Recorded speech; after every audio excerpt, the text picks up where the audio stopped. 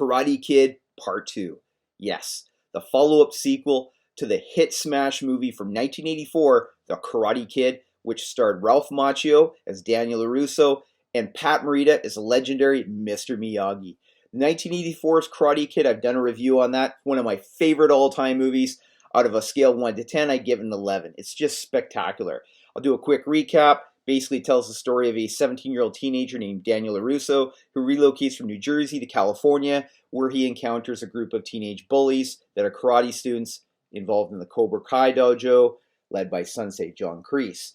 So he is at his wit's end. He befriends the local handyman that works at the apartment building that he lives in, named Mr. Miyagi, and teaches him traditional karate. There is an awesome ending to this movie. It's a true underdog story, and I loved every second of it. So let's jump into the Karate Kid Part 2. Now, I have to preface this by saying Ralph Macchio at this point is essentially in his 20s when he filmed the original Karate Kid in 84. And this is now 2 years later, and he's essentially around 25, 26 years old. But he still has a pretty youthful appearance, so I'll give him that. The problem I have with this movie, I'm going to have some pros and cons as I explain it. And again, there might be a few spoilers in here, so if you haven't seen The Karate Kid Part 2, stop my review now, go see it. I'll try not to get into too many spoilers, but I do have to pick on some things in this movie.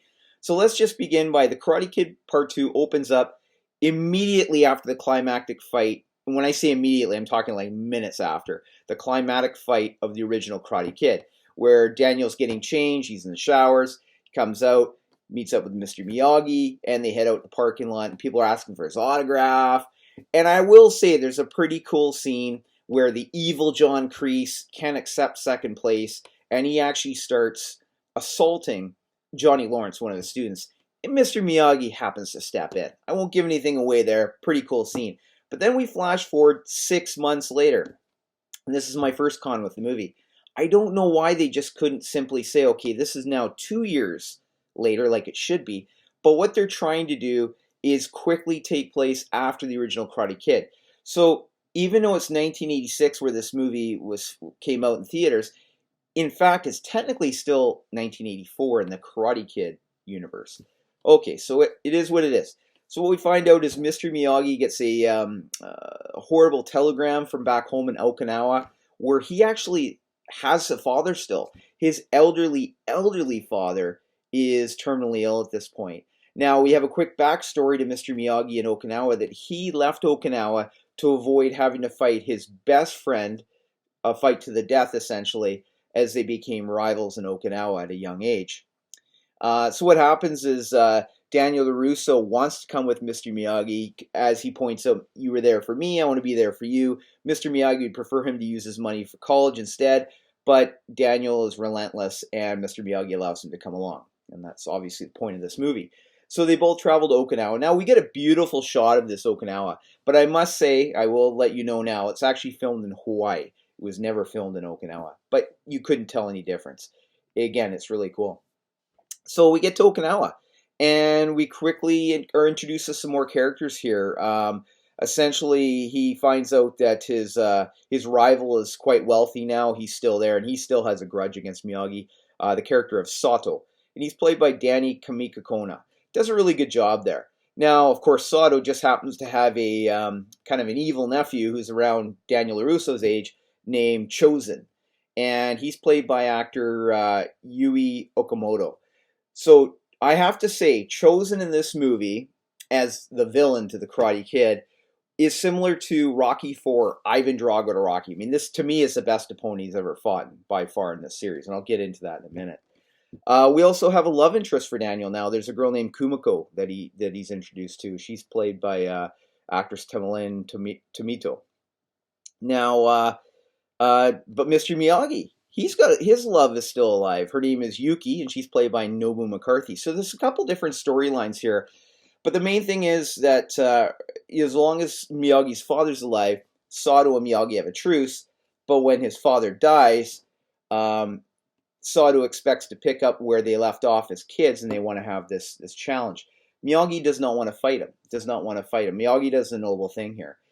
So having said that, his nephew and his friends decide to torment Miyagi and Daniel, doing damaging Miyagi's ancestral home and stuff like that. So I won't get too much into that storyline, but you definitely see something brewing between Chosen and Daniel. Now we also learned that Daniel learned some other types of karate here, different format. The soundtrack again is really cool in this movie.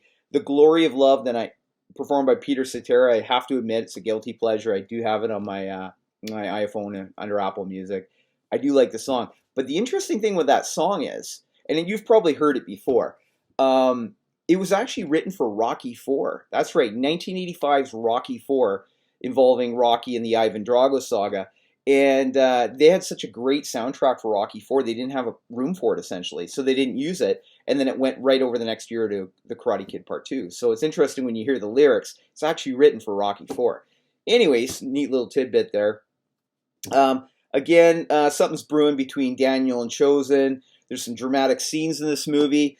And then there's a climactic fight, but it's a different type of fight. This is a fight in an arena. It's not regulated, and it's almost a fight to the death. That's what the historical thing is.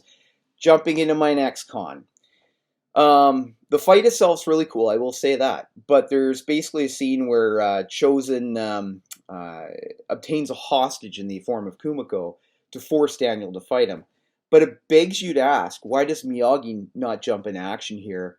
Or even Sato jump in action to help out? Why does it have to be Daniel LaRusso? Of course, from the movie, it has to be. But there, the logic's kind of thrown out the window there.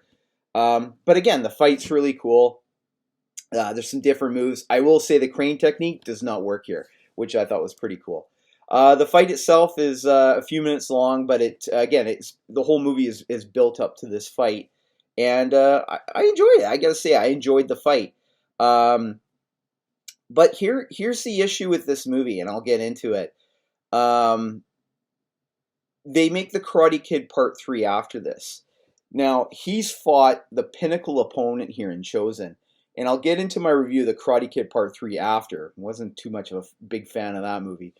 And his opponent there is not nearly as scary or brutal as this guy. And yet in number 3, he's actually afraid of the opponent. So it doesn't make a lot of sense, because in this movie, Daniel's fairly brave. What do I have to say about the Karate Kid Part 2? It was enjoyable. It's not as good as the original Karate Kid, I will say that, but it does have the same heart and soul. And there's some touching moments in here where between Daniel and Mr. Miyagi as like a father and son type situation. And I have to say, it's really well done. As far as sequels go, it's a pretty decent sequel.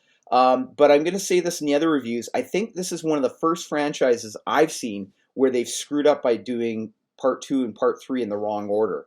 What they should have done was put Part 3 in as Part 2 and put this particular movie as the final movie in the trilogy. Only because the opponent's so good. It's it's the most dangerous fight of the entire trilogy by far. And number 3 just doesn't make sense after this one. So I think they mixed up with that order, and you'll see it when you watch this trilogy. Overall, The Karate Kid Part 2 is an enjoyable movie. I enjoy watching it from time to time. Again, not nearly as good as The Karate Kid. I mean, that set the bar up there. On a scale of 1 to 10, what do I give The Karate Kid Part 2? I give The Karate Kid Part 2 a 7 out of 10. It wasn't the best movie, but it's not a bad movie at all. It's enjoyable. The soundtrack's really good. As far as I'm concerned, the final fight's pretty cool. I like that one. But the cons I have with that is I just don't feel that the karate he's learned over a period of 6 months or so is enough to equal that of Chosen, who looks like he's been doing karate since the day he was born. So that part was a little unbelievable for me. Again, had this been the third picture and they didn't span it over a period of 6 months, etc., and actually span it over the proper amount of years they've done these films, like the Karate Kid 1 and Karate Kid 3 is 5 years. Had they spanned it 5 years and put this movie as number 3, this would make a lot more sense. So I think it's one of the first franchises I've seen where they've made a mistake by putting 2 and 3, and they should have made them 2, and reversed them essentially. Anyways, tell me what you think of the Karate Kid Part 2. I have other reviews. I'll be doing the Karate Kid Part 3, and then I'm gonna have to do the next Karate Kid. And again, as I said, my first review of the Karate Kid. they all go downhill from here. So Karate Kid's up here, Karate Kid Part 2, Karate Kid Part 3, and the next Karate Kid I'd rather not talk about. But I will say, very important to see this movie. Cobra Kai, the spin-off of the Karate Kid. The saga that comes out 30 years after the original Karate Kid. Awesome series. In season 3, it focuses on the events of this particular movie. So you've got to really watch this movie. And it's really cool because you get to see Chozen come back. Daniel goes to Okinawa. You get to see Kumiko again. And it's really cool to see that.